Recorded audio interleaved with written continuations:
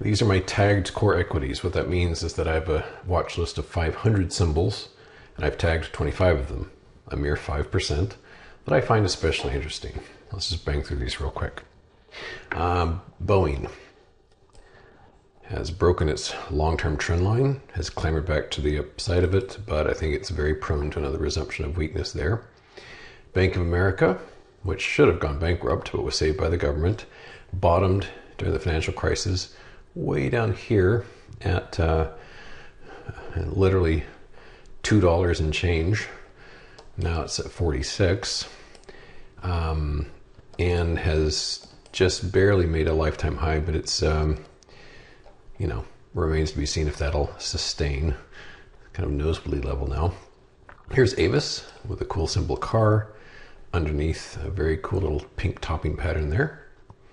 Cleveland Cliffs, which had been my bear pin. I demoted it to the core list just because nominally it's such a cheap stock. It doesn't have a lot of juice in it, but it is moving down nicely below its gap. This is a beautiful gap play here. Went right up. How close did it get? 13.29, 13.22, 7 cents shy of the gap, and then down it goes.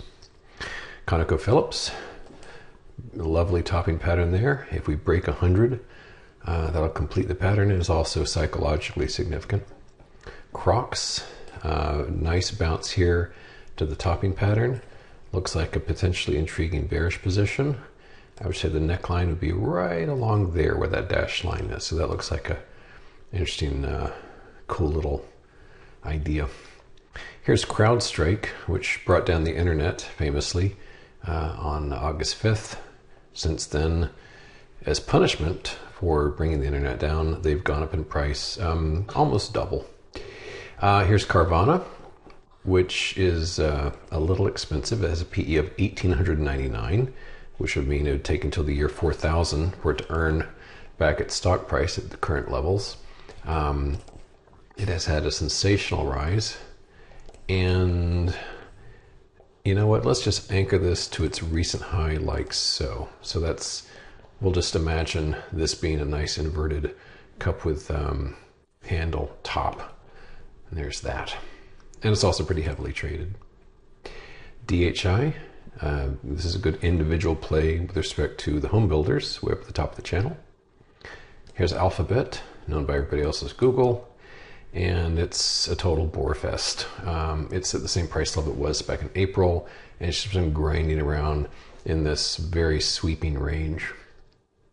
Here's IBM, which is at a lifetime high for reasons I can't quite imagine. And as you can see here, it's just day after day after day of green, having come off this base quite successfully. Here's Intel, the recipient of many, many billions of taxpayer dollars for their failing business. They completely missed the boat on AI. This used to be the NVIDIA of its day. It was fantastically successful.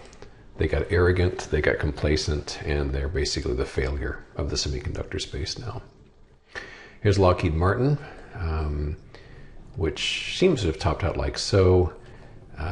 If Doge slashes government spending, which they won't, I imagine LMT could be in some serious trouble. Here's 3M Corporation, which topped out incredibly over 6 years ago, and since then has carved out a very slow meandering series of lower highs. Here is Microsoft, which makes Amazon look downright exciting, but it's been grinding around 2 for the entire year, basically in the lower 400s. MicroStrategy, of course, exceptionally interesting stock. Vast majority of its value based upon Michael Saylor, and 30% of its value based upon Bitcoin holdings. Murphy Oil, pretty little breakdown here from these levels. It's already descended from 50 to 30, so it's lost 40% of its value in a few months. And as I've said, I'm a general energy bear. I think energy is going to point the way to the worldwide recession. Here's NextEra, which, as with XLU, has turned sharply lower. It peaked at around 80, and it's not a big mover. I mean, even after that plunge, it's down to all of $5. Here's Netflix, which I don't touch with a 10-foot pole. It's nearing $1,000 a share. I guess they've never split. Maybe they have, maybe they haven't. I don't really know. Can't really, yeah, I guess they have. I mean, there was a split there. But it looks like they don't exactly make a habit of it. That's the only split I see. Because you don't get to $1,000 a share by splitting yourself all the time. But it's at a lifetime high now. Very, very, very expensive. What's the PE on that one? 51. Here's NVIDIA. Exceptionally important. World's biggest company. Stalled out. The lifetime high remains November 21. And we did a touch of damage to this trend line. Let's do it more than a touch, shall we? Here's OEC, Orion. Looks like it's come up against an important top. So this is the sort of you are here moment, back where I'm pointing. Occidental, another energy flop, sinking nicely. Palantir, another one I don't touch with a 10-foot pole. Friend of Trump's, David Thiel, the guy with the crazy hair, Alex Karp. And this is PE of 365 and is now the largest defense contractor on the planet.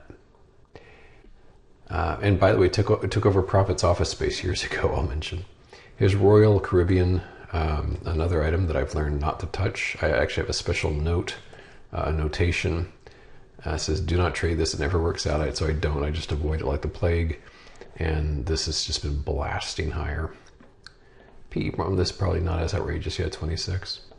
And finally Tesla, which has been a sensation. It was the 500th stock out of the all 500 late in April from the SP 500. It was the worst performer amongst all 500. And since then it has gone up a triple-digit percent and is within spitting distance of its lifetime high. So tremendous rise in this of late. The election was very beneficial to the company. So basically, it's almost doubled in price in just over a month. Pretty amazing. That's it.